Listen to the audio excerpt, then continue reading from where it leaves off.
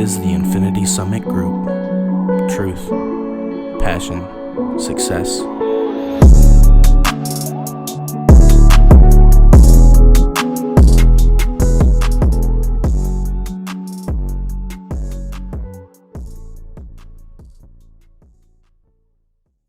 Hello, everybody, and welcome to our first official podcast episode.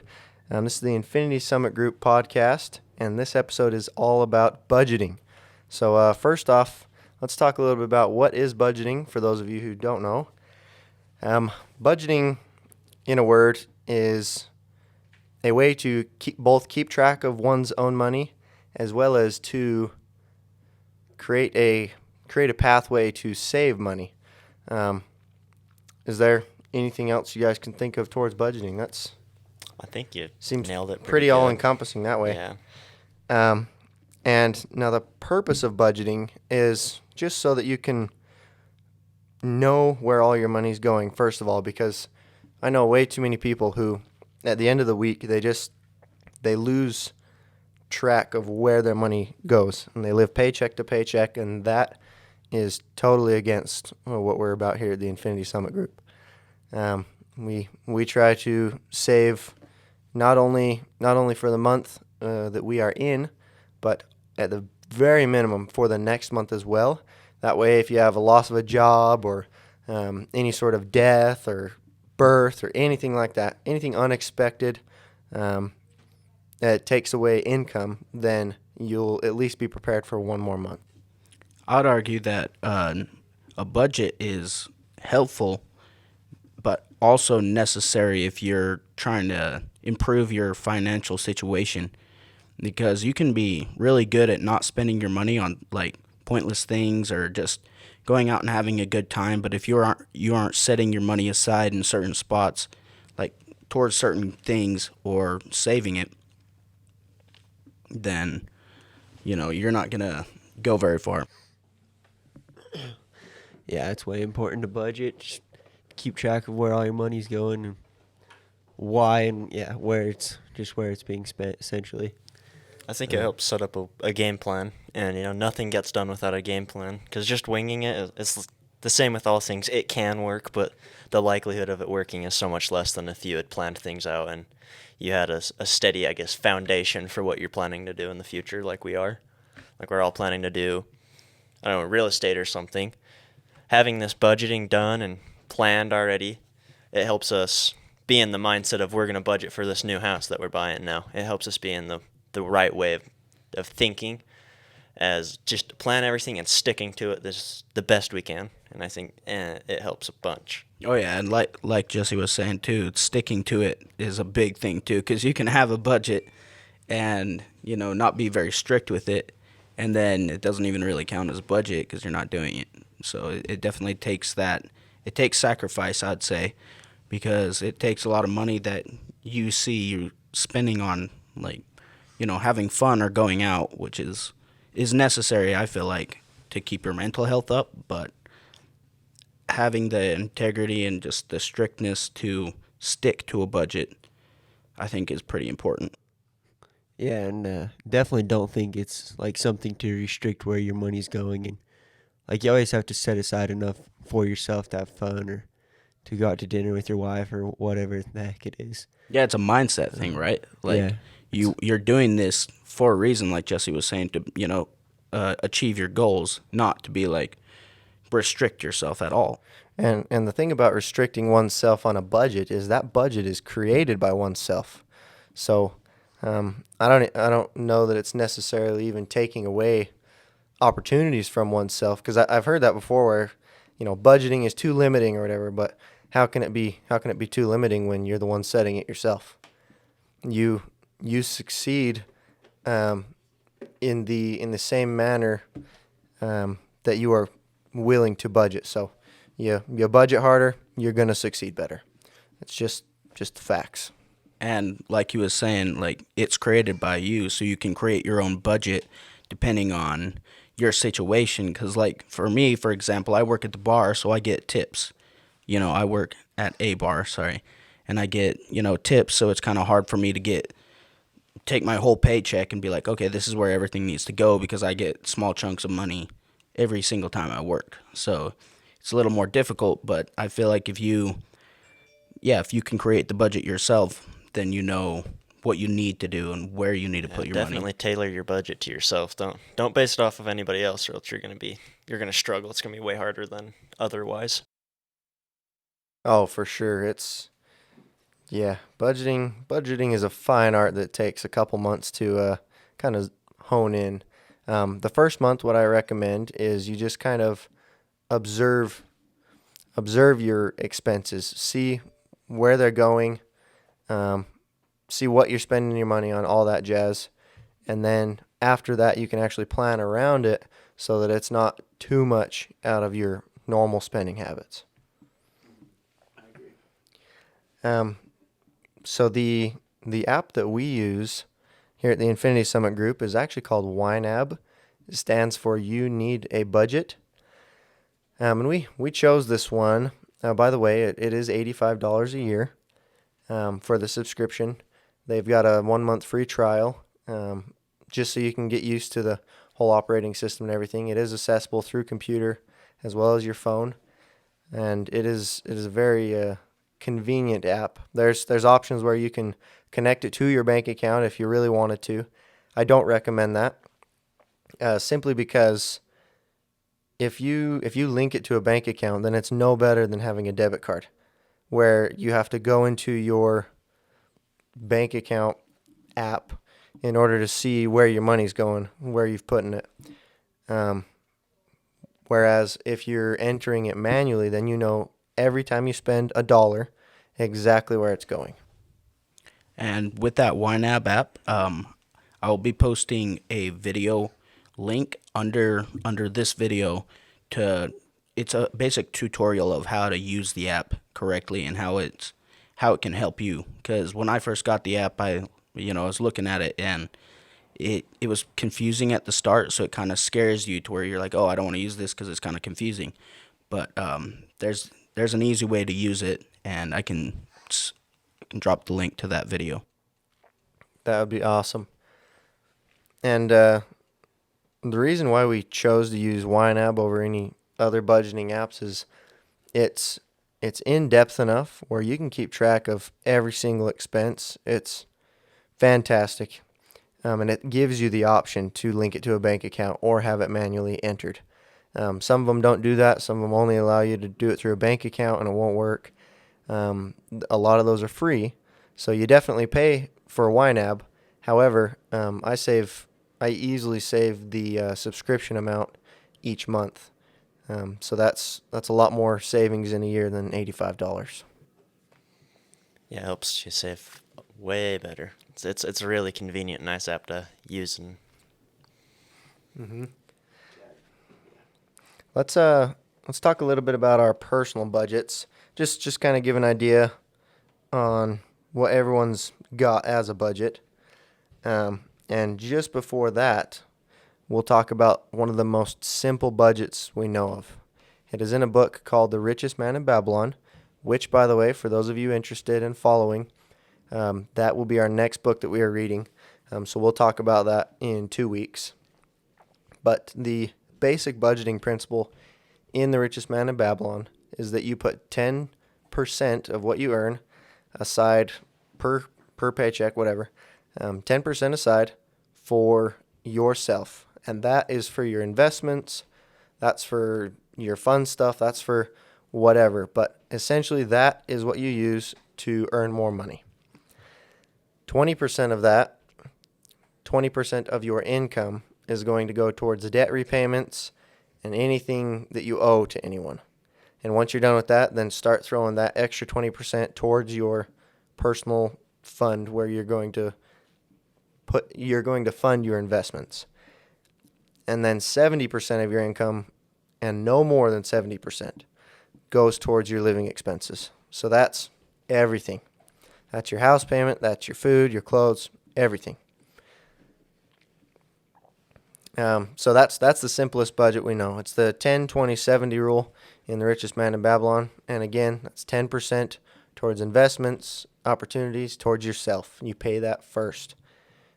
20% towards paying off debts, and then 70% towards living.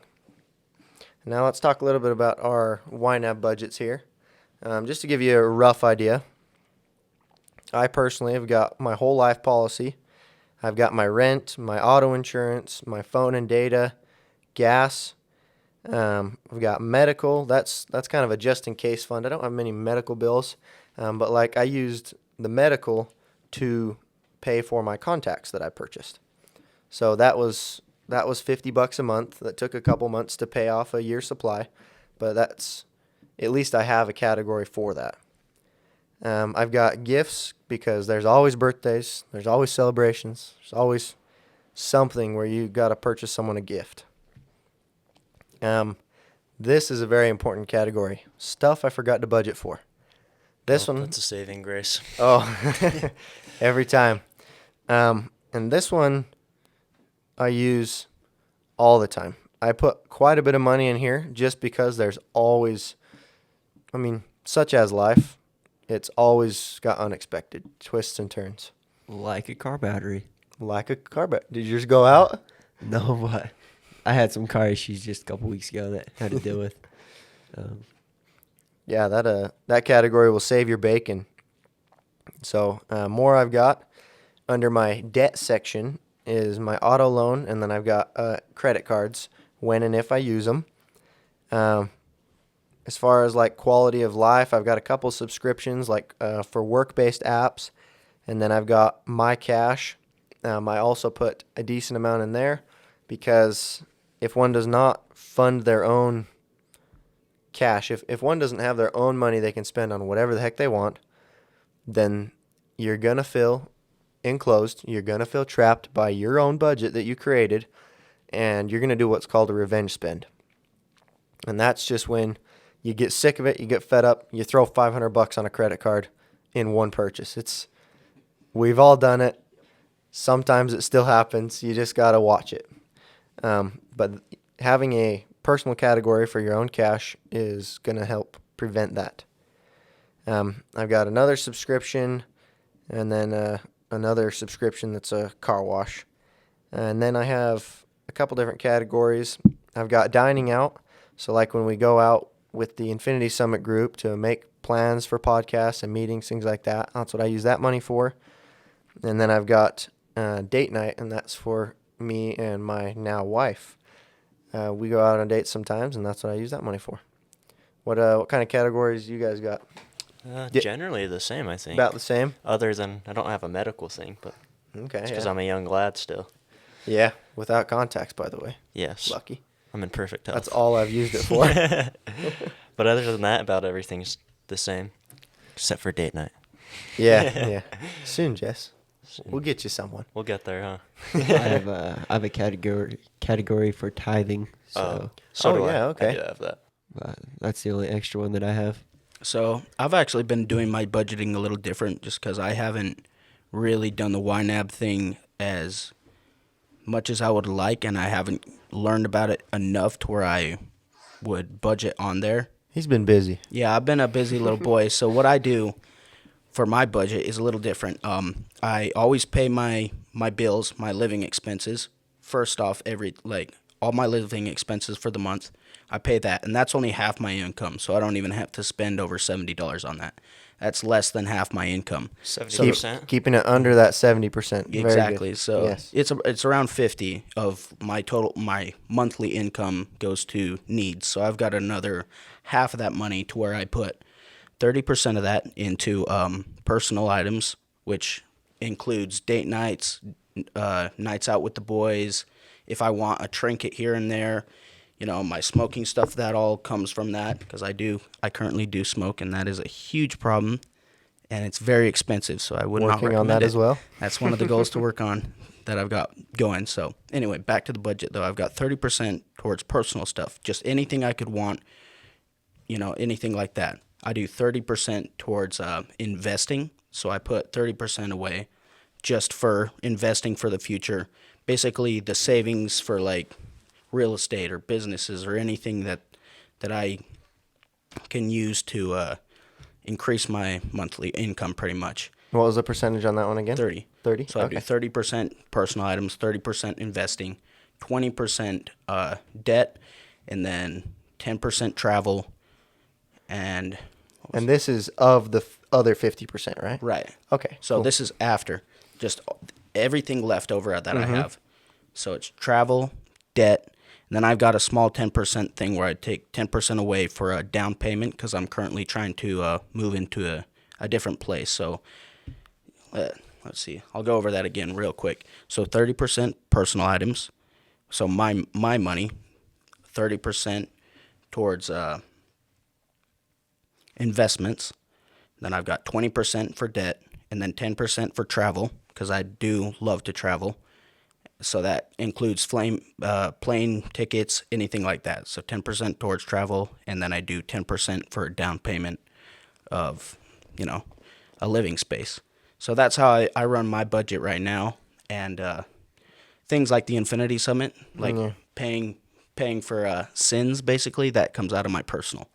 So anything like that. So it's kind of like the same thing as YNAB pretty much, but instead of going very detailed into it, I just have kind of a lump sum of money. So, and I'm not saying that's preferable or what I would like to do, because I would like to start getting into YNAB a little more and understanding it and start using it, but I'm currently not there yet. So, Yeah, and just because we do recommend YNAB doesn't mean you have to. Just like Xav does something else. I know people that they have like a bunch of envelopes and they put actual cash in each one and label them. that's exactly what I do. I have Yeah. like 5 envelopes. Okay, so It's the same. that's perfect. Yeah, so there's lots of different ways out there. You don't just have to stick to YNAB if it doesn't work for you. Yes. If having physical stuff works better, which it does for a lot of people. However, if there is a vehicle where you can place your money each month that earns you any interest over 0, that is preferable to keeping it in cash. Would we count our paid up additions as the, what do you call it, living expenses? Yeah. We would? Okay. Yeah, if that is what you are deciding to put into your budget, then yes, that's part of your living expenses. I just wouldn't know if you'd put that as that or savings, because it's essentially, it's going to about the same thing. Kinda Yeah, saving. It's really. it's part of, I mean, if we're talking richest man in Babylon, that would be part of your 10%. However, we're doing it a little different here.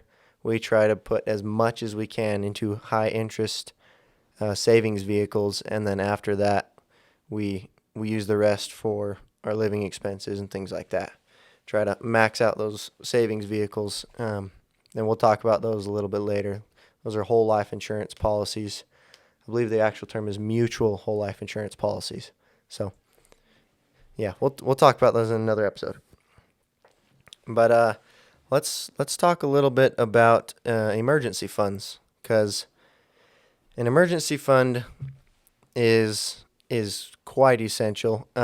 If for those of you who don't know, which is likely most of you, I did go through a little bit of flight school, and I am currently planning on heading back there.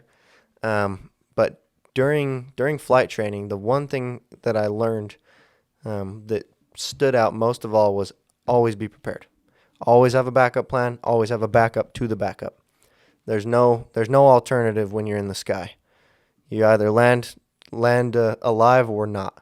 So there's always a backup plan. I mean, even inside the engines, there's backups to the backups. There's a couple different ways the engine even runs. It's actually pretty incredible. For those of you who don't know, I did fly the Katana aircraft, and for those of you interested, definitely check out the engine schematics of that. It's very interesting. Anyway, back to emergency funds. So, an emergency fund is just a fund for a rainy day. But it's not just a rainy day. It's a rainy day where it floods and something's destroyed in your home. It's gotta be an emergency. It can't just be like, that Xbox looks fantastic, and that's probably an emergency, right? I'll restore this money later. No, it's like, yeah, I'm out of money for the month, and I just broke an arm. Now what? Yeah, that's an emergency. Or I just got in a car wreck, or I just got a ticket, heaven forbid.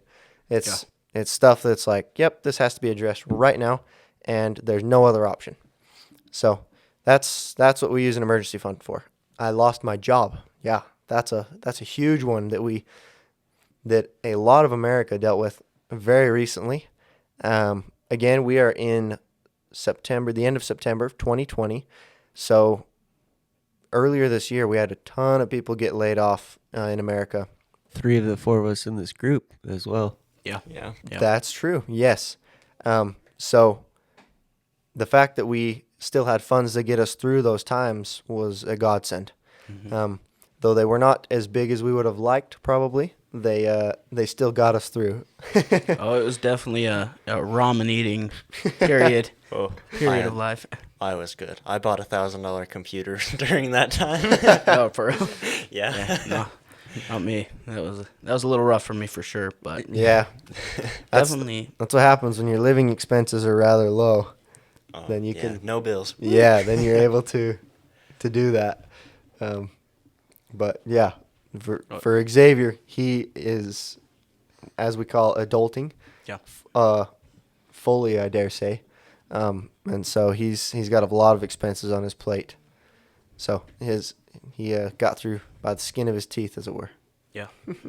Yes. And the emergency fund has helped in other areas too, like things breaking on my car has been probably one of the biggest things, or even teeth, like getting my teeth fixed.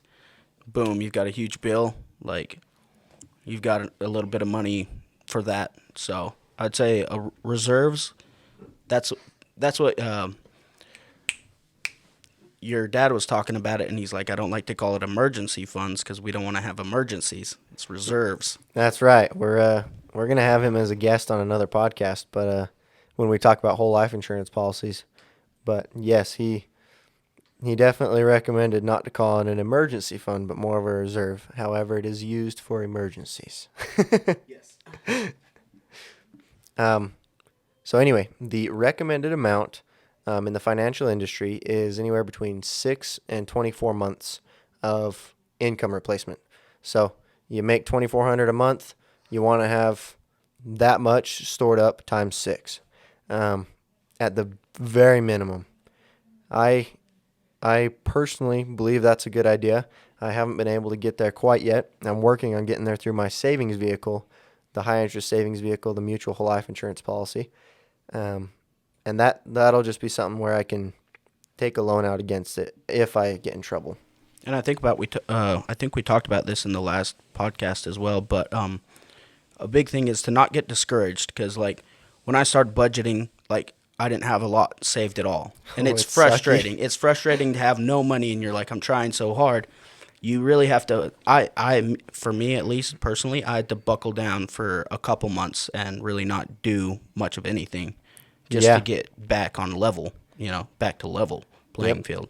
I used to buy my waters at a Maverick every day with soda and any food or anything like that. And as of late, this past little while, has been filling up my water again and again in a sink. So it's been interesting. A sink at work. Going out to eat is a big thing at work. Going to lunch, big your money thing. gone so fast. $10, $15 a day, every day.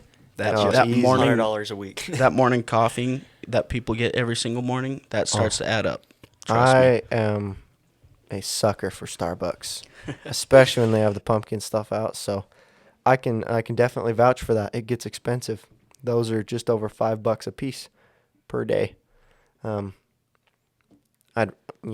It's an addiction. The caffeine is an addiction I'd rather have than some, but it still is very expensive. Better than heroin. Yeah, cheaper too. Yes. So yes, emergency fund, anywhere between 6 and 24 months. 24 months is going to be like, if you're a business owner and you have a lot of overhead, you've got bills you got to pay where you got to last a long time. Or if you own, let's say, a warehouse space, a commercial building, those tend to stay vacant for longer periods of time. So you're going to want to have a huge reserve for those so that you can allow for that 2 years of time to pass before you get another tenant in there. So let's circle back a little bit, and we'll talk a little bit about exactly why you want to budget for opportunities in your life. We know we consider investing opportunities, like say you throw some money at commodities, you throw some money at real estate, throw some anything that's going to secure your financial future. It's going to be an asset. That is what we know as an opportunity. So this emergency fund that you're creating, anything above and beyond that emergency fund, that's what we know as your opportunity fund. And that's where the magic happens right there. That's where your gold creates more gold, as we'll talk about more when we go over the richest man in Babylon. But yeah, that's where you want to keep your money, in the high interest savings vehicles. You wanna continuously grow that. You don't just want to have an emergency fund, because I swear to you, you're gonna want to spend it. It's gonna get big, and it's gonna look shiny. Something pretty is gonna come across you, and then you will have zero backup. Even if you do buy an investment with that money, watch out, because you never know when the market's going to take a downturn. Never know what your job's going to do, anything like that. So don't put all your money in one place, basically. Exactly. Always have backups to the backups to the backups. I myself have, I think, 3 or 4 financial backup avenues that I can go down, not including people that I know who would be willing to lend money, which is not an avenue one wants to go down. Not at all. Not if you're in an emergency situation. Are those personal, or would you mind sharing those? Oh, no, that's fine. Yeah. So I have silver personally, just a baby bit of gold, but that was more of just for fun. I have some cash, liquid, actual hard cash. I've got my whole life policy, which I use as a high interest savings vehicle. That's going to be part of my emergency fund and mostly my opportunity fund. And then I also have just my regular old bank account. And then really, if I get in a real tight pinch, I've got credit cards. But that is not an option for emergencies if anything else can be used. It's absolute last ditch effort. Yeah, exactly. Anything to add on that, boys? I don't have anything to add I on don't that. think so. Perfect. I think we're in a good spot. Well, let's talk about our book that we read these past 2 weeks. And that is How to Win Friends and Influence People by Dale Carnegie. Would you mind putting a link to that book as well? Yeah, absolutely. Just on Audible. Mm-hmm. It is also linked on our website, and that's www.infinitysummitgroup.com. For those of you who didn't hear our first podcast, the intro, by the way, it's linked on there. Feel free to go to that website, click on it. We've got our merch on there if you like what we're doing, want to support us, and we also got our blog on there. So feel free to check it out. But let's jump into How to Win Friends and Influence People. So there was quite a few principles in the book. I just wanted to touch on a few of them, kind of talk a little bit about them, find out the real foundation of them, because that's what we're all about here. We want to know our foundation. So what's the foundation of this book? First and foremost, we got don't criticize people, don't condemn people, don't complain. This is important. So the reason you don't want to criticize people, the reason that I wrote about in my personal book that I wrote, Ruminations of the Adolescent Soul, is there's a certain, we'll call it vibe. There's a certain vibe that comes with complaining about someone, criticizing someone, judging someone. And that puts a negative connotation about them into other people's ears, and it just spreads the negativity all around said person. And so as you're criticizing someone, you are cursing them in the eyes of all their peers as well. It is damning them to a life of that which you proclaimed upon them. So it's quite a terrible thing to criticize and judge someone without giving them a way to be like, hey, yeah, you may have done this wrong, or incorrectly, whatever. You may have missed the mark. However, what if we try this? Offer solutions. Don't just put people down. Don't criticize. Also puts people right on the back foot and being defensive and not willing to change. Instead, they're gonna dig in and entrench in their ways instead of actually looking and trying to maybe solve the issue. Yep. It causes more issues in the end than it solves. When humans are told they're wrong, they're ready to fight. Yeah, yeah.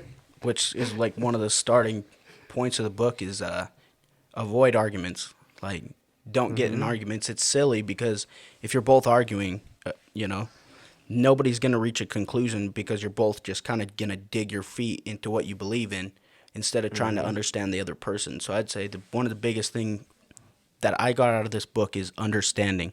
Try to understand where the other person is coming from. And if you can put yourself in their shoes and say, hey, I don't want to be treated like this. Why would I treat somebody else like this, Or like even, like a manager going to their employees or, the people that work under them.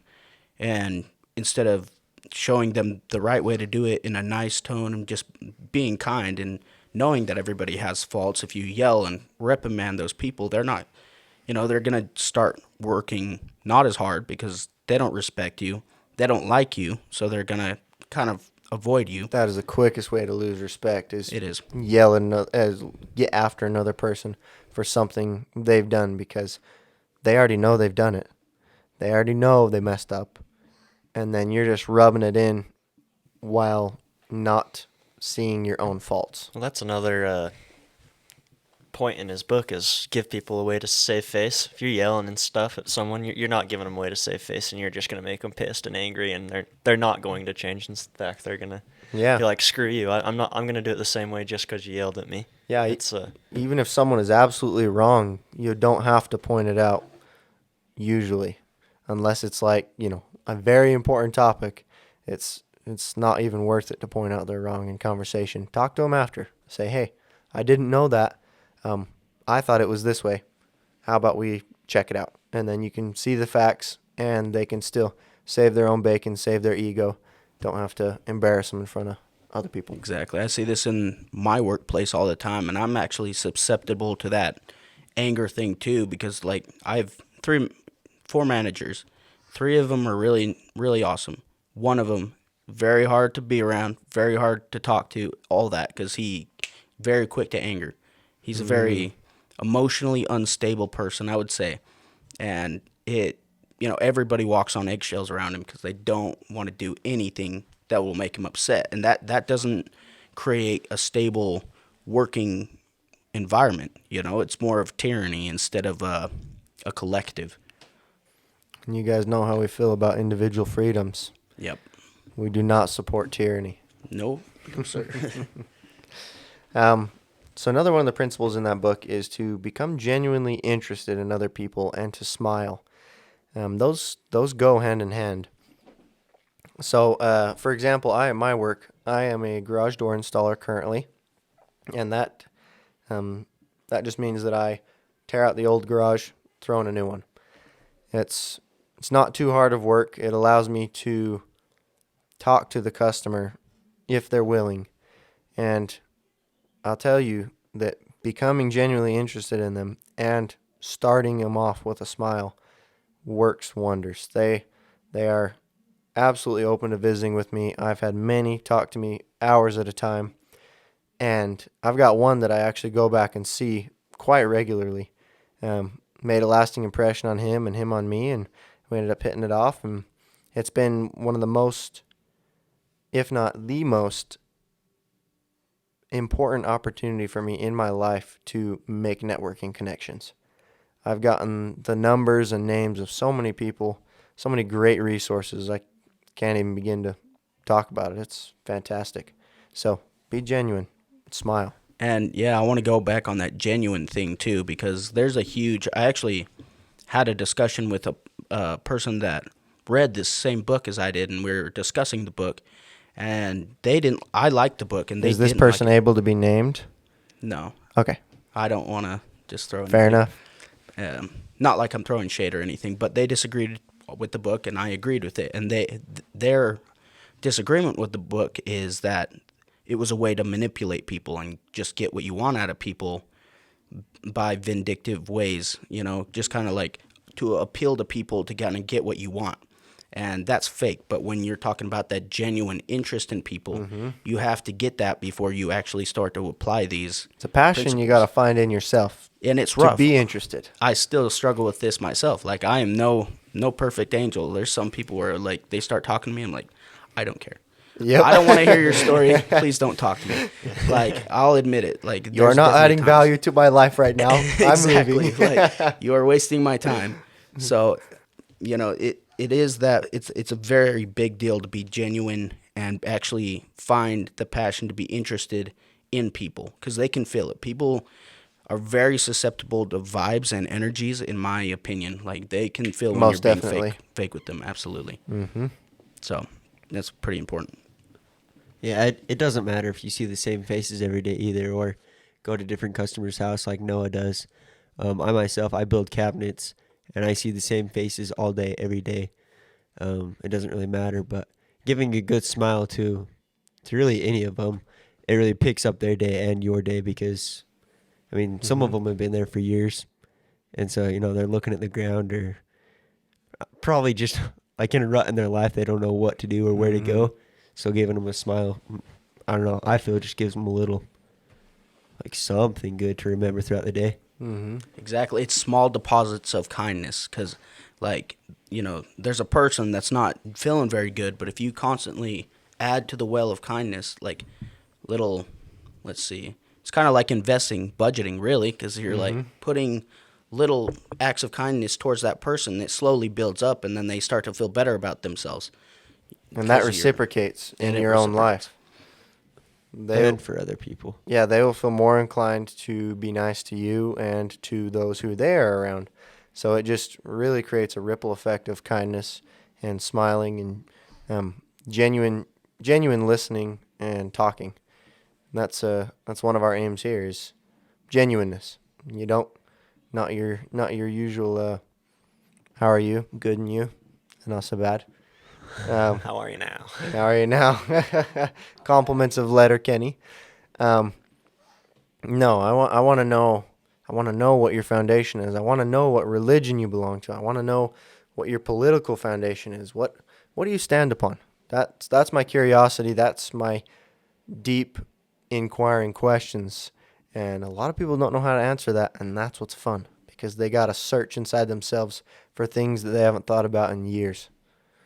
It's fantastic. It is fun. There is some negative parts of that, though.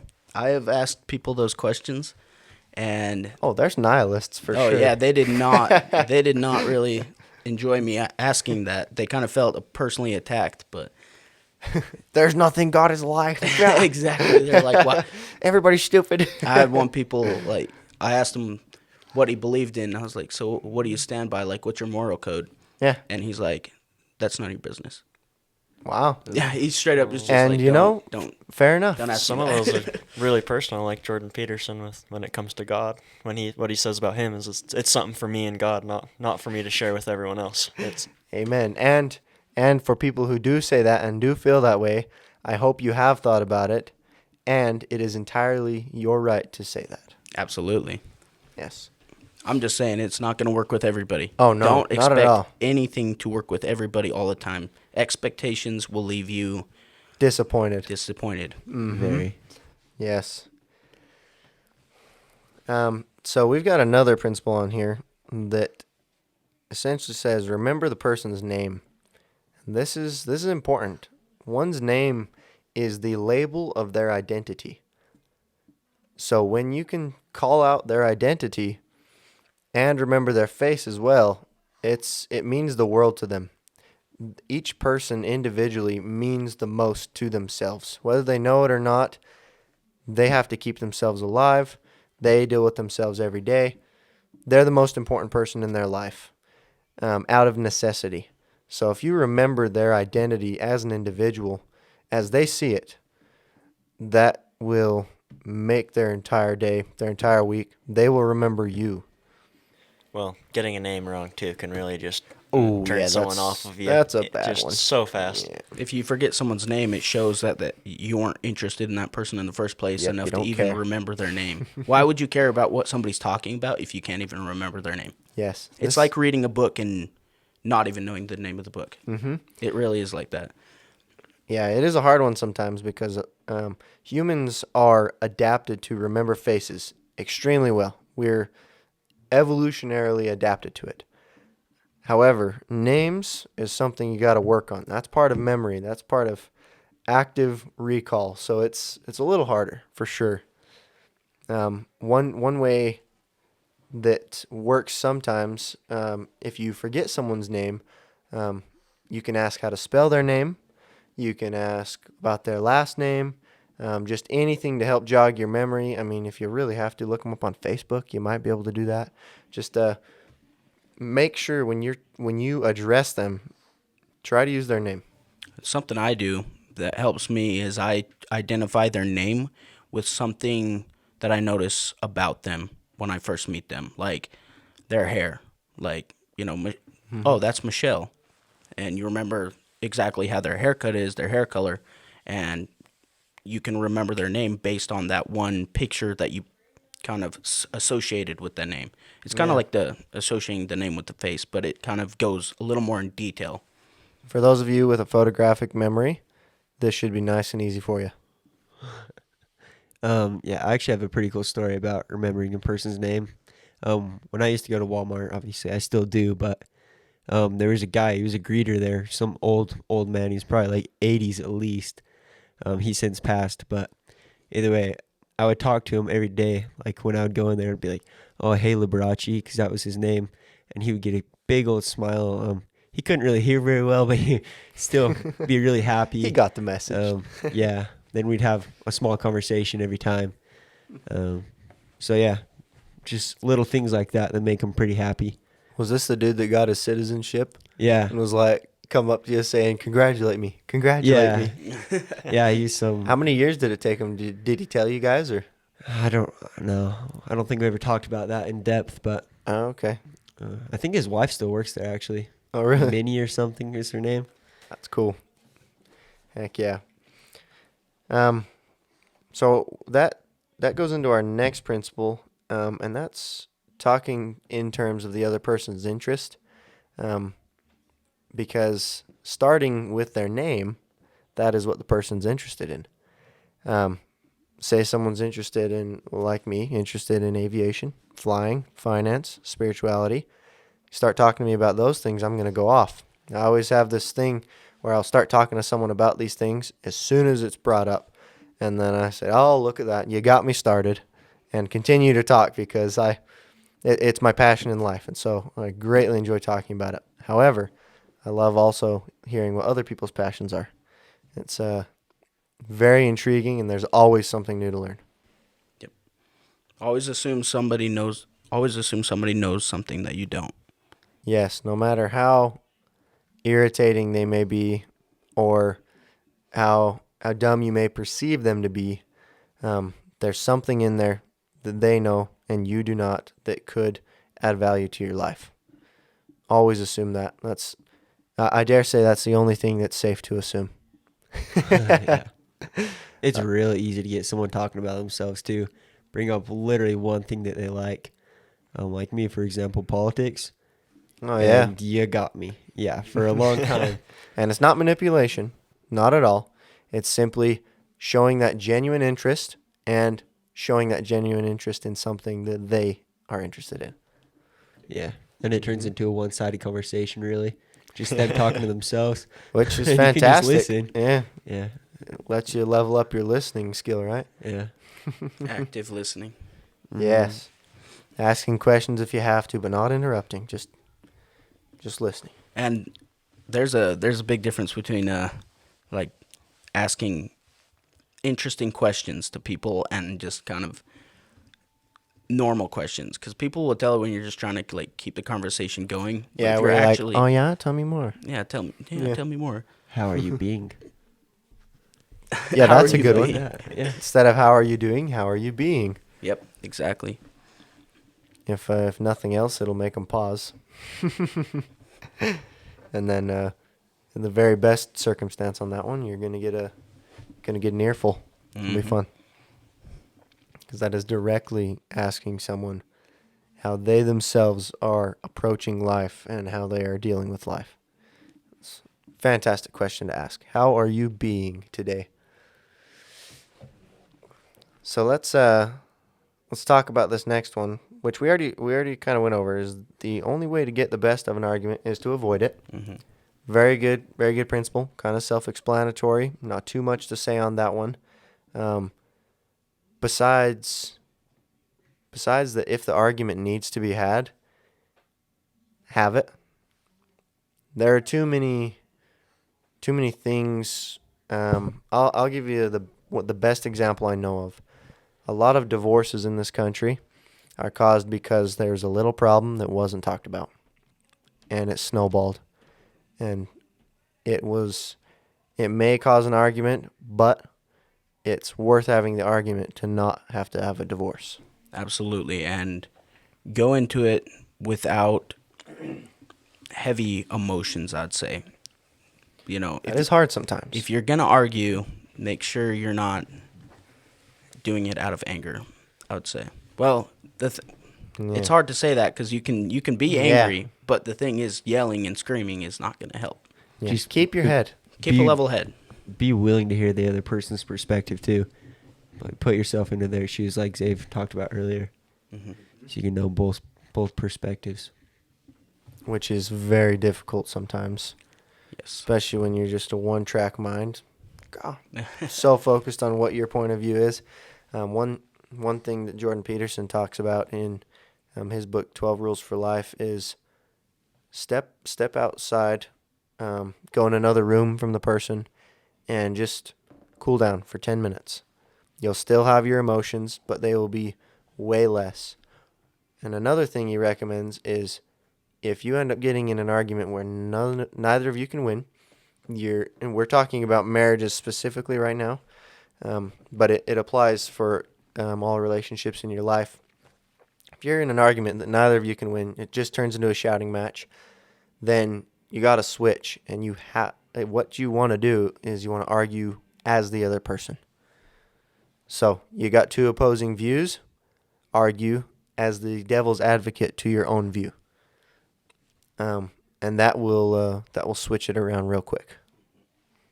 Because that only gives them one option, which is to defend your point of view, right? Yeah, then you are holding two opposing views in your brain and arguing for both at the same time. You can't stay angry for too long, especially if you're putting yourself in their shoes before you take their side. Yeah. And that will take us to our next principle. If you're wrong, admit it quickly and emphatically. And this one's a hard one. It's against human nature. We don't like to admit that we're wrong. But when we know we're wrong, then it allows everybody else to kind of take a breather, not worry about a bout of anger or sudden lashback, whatever. If you just say, "Oh, yep, I was wrong," move on. That's all. Because it's all learning, it's all growing. As long as you yourself know that, it doesn't matter what anyone else says. Just say, "Yep, I was wrong this time," and then next time you'll probably be right. It actually makes you appear as a stronger person to point out your flaws, because a weaker person won't do that. They will pretend that they're strong, but will, never admit to any form of guilt or take any of the blame. But when you can see when you're actually wrong, it shows the other person you're actually not weak, and you know when you've done wrong, basically. Yeah, or even able to fix it. Even if it's not a right or wrong situation, if it's like allowing the other person's point of view to prevail, it allows them a win. It allows them to save face, and it allows you to feel contented and like a bigger person. It's if it's not worth the argument, then just say, "Yep, I'm wrong," and then they're right, and that's end of argument. I actually thought about this today. I remember when What was the day? I don't know. We're not saying names, right? No, Okay. it was just when we were working together. I think it was on your birthday actually, where we were going to the customer's house because I used to work on garage doors with Noah. And the customer was not happy because I was running behind schedule quite aggressively. Was this birthday this year? Yeah. It was, huh? Because you weren't employed last one. Yeah. Okay. I think it was like at 7 at night or something that we were on our way up to Ogden. I want to say. Oh yeah, that was a late night. Yeah. Yep. And so this customer was way pissed off. I was pissed off too. So I was talking to Noah about it, and he said, "Well, let me give him a call, and I'll talk to him." And I'm assuming at this point you had read this book. And Oh had yeah, not. I was definitely practicing these principles. Yeah. So This man was upset. Yeah. So Noah ended up talking to the customer, and we went away happy, right? All of us. Yeah, he was fine. So I opened the call with, "Hey, I apologize. I know we're running behind schedule. How are you doing tonight? What can we do to make this right?" Essentially, and he scoffed at me and didn't like it. And I said, "Yeah, I apologize. You must think we're quite a flaky company and not very good to deal with. And again, I apologize. And we are working as good as we can. We are on our way." And he ended up grumbling and just saying, "Okay, well, just make sure you get here and throw the door in tonight." So we got there, ended up talking to him, apologizing profusely. The wife ended up apologizing to us by the end of the night, saying that they didn't mean to be mean, all this jazz.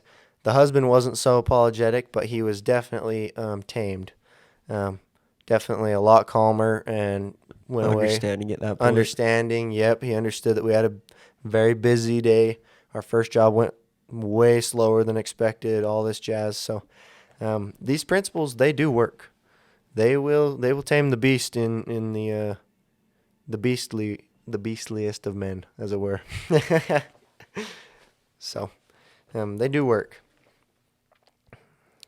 So our next principle here is to throw down a challenge, and this seems to appeal to men a little more than it does women, just because of our challenging nature. Competitiveness, yes. You see, males of all species are competitive, whether it be for mates, land, food, whatever. We're competitive. We're built competitive. That is in our genes. So, Sports. yeah, sports. Yeah, exactly. There are plenty of women in sports, and they are plenty competitive. But as a general rule, we'll say that this applies mostly to men and also to a lot of women.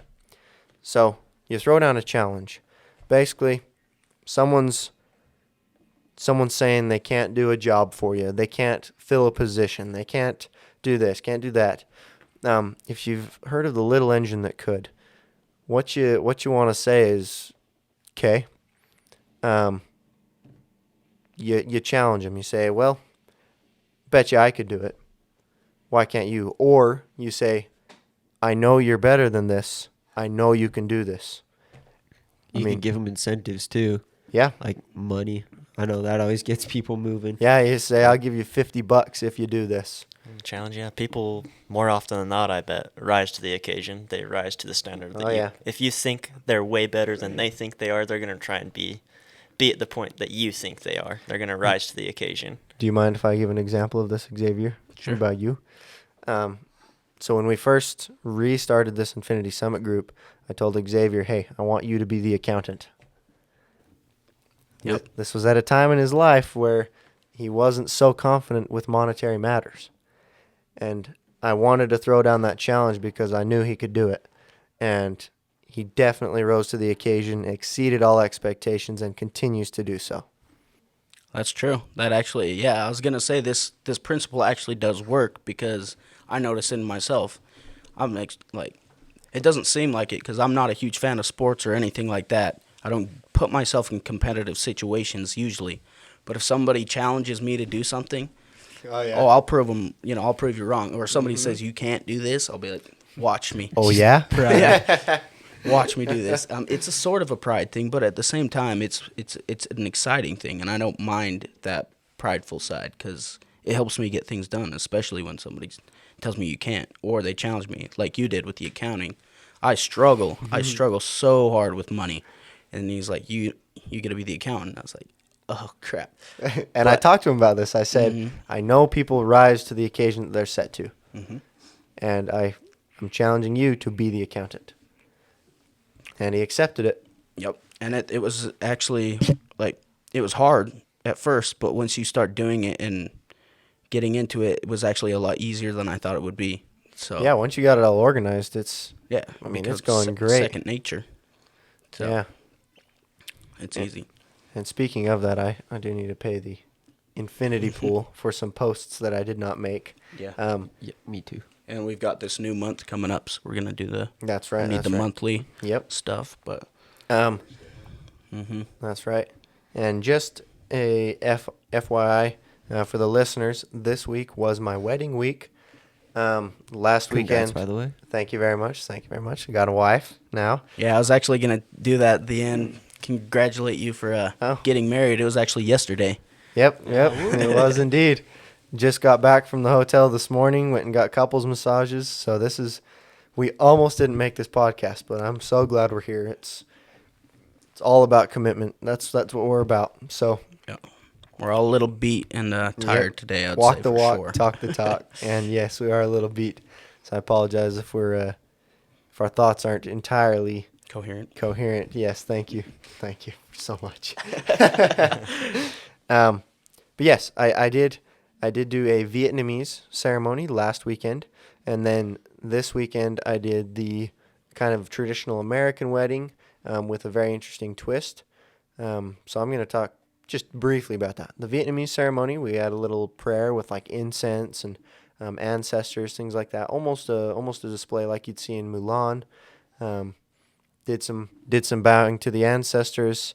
There were tears of joy, tears of sadness. It was fantastic. Delicious food all around.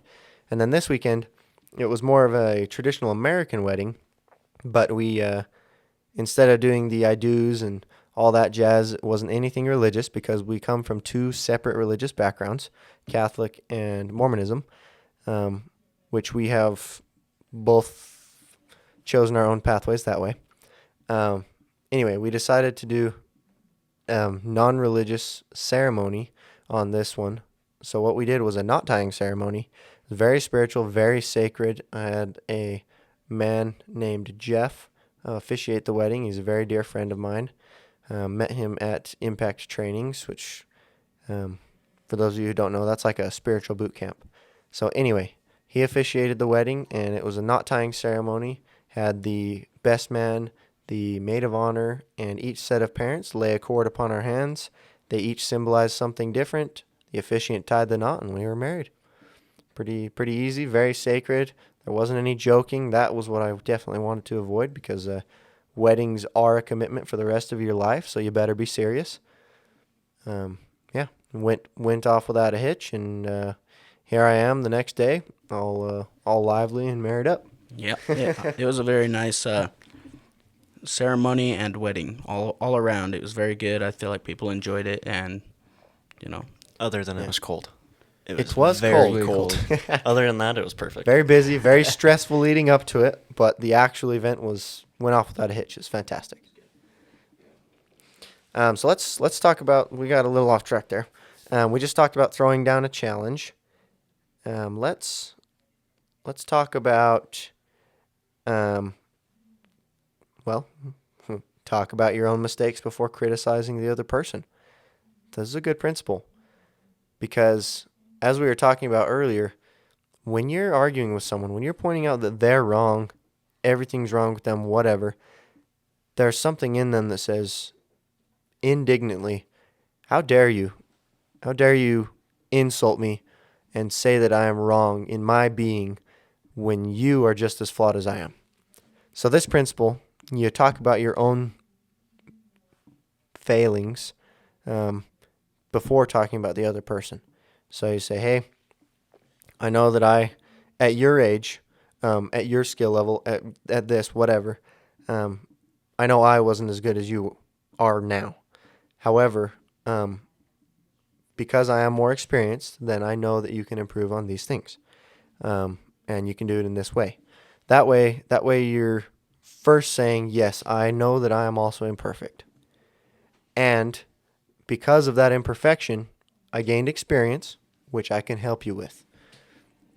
That way your learning curve is a lot shorter than mine was. I've actually got a cool story relating to this that's like quite recently. I hit up a 7-Eleven before I go to work or after I go to work quite often, and I've gone there enough to where I know like the name and the guy, and we talk. Like every time I go in there, we talk for at least 10 minutes, and he was talking about drug abuse. I'm not going to say his name, obviously, but Was it his drug abuse? his drug abuse. Okay. He has drug abuse, and he was talking to me, and I don't know if it was me that helped him to get like off of it or whatnot, but he started talking about like the drugs he used, and it was one that I used in the past, and I just started sharing my story about it, criticizing myself like, yeah, this wasn't okay, you know, I wasn't doing good. I almost died a couple times, and he like really took that into account, and he's like, wow, okay. And then I went there recently, and he's like, dude, yeah, I'm like 9 days clean. He's like, Heck yeah, yeah. after talking to you, I really wanted to get clean. So I was like, that's awesome, man. That's And instead of fantastic. like, yeah, you shouldn't use cocaine, you suck. You know, then it's more like, you know, just telling him like, yeah, I did it too, and I've been there, and I feel like that helped him a lot. So I thought that was pretty cool. Round of applause to that, honestly. Yeah, that's way cool. Freaking fantastic. That's the whole point of this, is we get our influence out there and we help other people as best we can. We've already talked about letting the other person save face. Let's go to praising every improvement. So as someone starts changing themselves, starts becoming better, whatever, we'll talk about this purely from like a managerial standpoint. So you've got an employee. They're not doing good. You criticize yourself and then criticize them, right? And then as you see improvement in them, you got to praise every improvement that you see. If they start doing extra stuff around the shop, you got to say, hey, thank you. That is really helping. And you say why it is fantastic that they're doing that. Yeah, See. the carrot works better than the stick. 100% every time. Yes. You'll catch more flies with honey than with a gallon of gall, or you'll catch more flies with a drop of honey than a gallon of gall. Yes. What is gall? It's like, I believe it's just like, Gall is giving someone a hard time, isn't it? Oh, I thought it didn't was think like of it. a, I just figured it was something. I thought it was like like a vinegar or bucket of something dirty is what I water. looked at. Give me 1 sec. I'll look it up real quick. Yeah, I just assumed it was a liquid of some sort because he used it in the context of food. I Like thought it was honey. throw up. I thought gall was throw up, but I couldn't be sure. Or either throw up or Oh, like dirty water or something. 2 L's? I don't know. I have no clue. I think it is. Oh, yeah, the contents of the gallbladder. It's bile. Vile, so it is throw up. Bile, So, yeah. But the other definition is bold and impudent behavior. So, Works either way. but It's yes, the same gall in this thing. context is bile from the gallbladder. Gross. Like, yeah, disgusting. But, It yes. definitely helps a lot when people like to be praised for things. People really like to be noticed for small things they do. And if you notice something that they're doing that is good in your opinion, then, you know, let them know. And they'll love it. It makes them want to do more too. It makes them want to do it way more. Yeah. Yeah, Yeah. exactly. People are greedy for praise, really. They crave praise. Yeah. They love a feeling of importance. People love to feel important. Yeah. It's because there's negativity all around in the world. That's what sells newspapers. That's what sells media. That's what we'll call it, quote unquote, motivates people. Yeah, rage bait. Yes, rage bait. There you go. It's Never heard of that. it's absolutely awful that the world is fueled. The majority of the world is fueled by anger, criticism, hatred. That's a lot of news companies. Their thumbnails. What's thumbnails? Not the title or whatever. The title of the article. Oh yeah, the little cliff note or whatever. Yeah, The it's clickbait? all The yeah, clickbait, basically the alright. clickbait. It's always kind of makes. There are things that are inflammatory and make you angry, but once you read the actual article, there are things that are. It's not that bad in general. Like me. Yeah. Yeah, when you actually read through, you're like, oh, what? This title doesn't. Yeah. It doesn't fit. You made it seem way worse than it actually is. It's that's how news companies get a lot of clicks, and that's rage bait. Yeah, Good to know. so we are so starved for positivity and compliments in this world that just telling someone, heck yes, you're doing a great job, can make their entire week and improve their work. I agree. And if you want an example of the hate that this world has, just hop on Facebook. Yeah, September 2020, baby. I mean, and as we move into election season, it's just going to get worse. Yeah. I also think make faults seem easy to correct is a big one. Because there's a lot of times when they're like, this is terrible, this is awful, and then they go and fix it, and you're like, well, it wasn't that bad, and you make things you make things seem way worse than it is, and then when they go through and actually do it, or you're like, okay, let's just fix this, let's not make a big deal out of it. It's so much more encouraging than getting people angry at you and stuff, and it makes you be like, well, why do I care if we can just fix it? This Why- one thing you did reflects entirely on your character, and it is a shame to all mankind forever.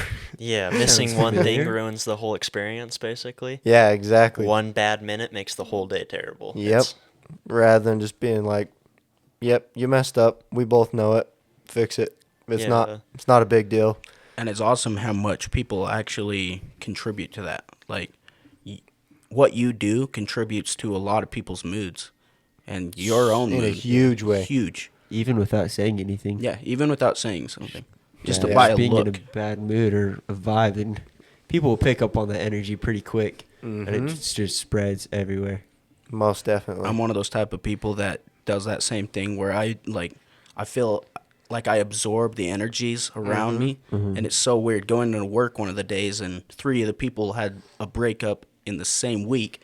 They're all Jesus. depressed, and it's just like started making me feel like that, and I started all getting angry and like depressed. Remembering and your stuff. past relationships. Yeah, exactly. And I'm just like, now I'm angry, and they're like, why? I'm like, because everybody else is angry. Y'all rubbing off on me. Yeah, exactly. Which is, it's part of my fault, and I shouldn't get in my head about that. But it's just an example of how that actually works. Yeah. Well, if you're an empath or I don't know, there's a bunch of different spiritual stuff, but apparently they pick up on stuff way easier Yeah. than others. Which you know all about it. Oh, I know all about it. But I'm pretty sure you can do like what is it? We'll like, make some episodes about this. Yeah, we'll just talk about it later. Sounds good. So, like we were saying before, pretty much you treat people the way you want to be treated. Yeah, it's essentially the golden rule: do unto others as you would have them do unto you. However, I know Xavier has some things to say about this. Please. Well,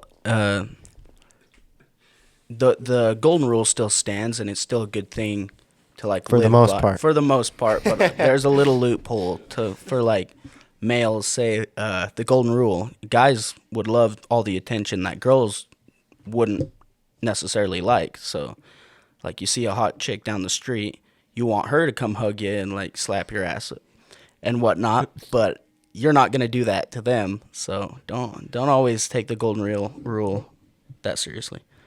But the main idea of it is what we're focusing on here. Yeah, it's generally a good principle to live by. And that's a lot of what this book is about.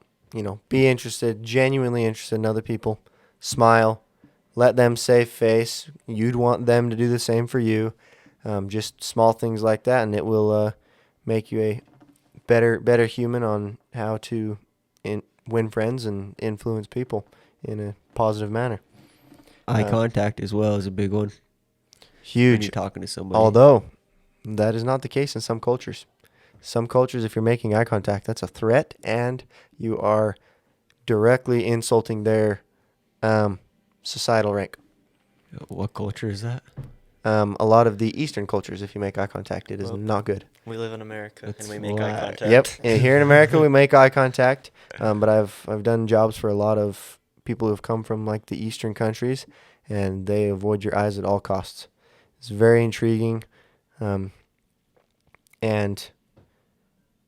it's very interesting to see the differences in the cultures. But yes, as a general rule, in America, eye contact is key. Isn't it in one of the places? I don't remember where it is, but if you don't burp or fart during like the meal, then you didn't enjoy it or something like that. Or I don't know where I that don't is. know. I don't know I'm where that seriously- is, but I'm I just would like- believe it.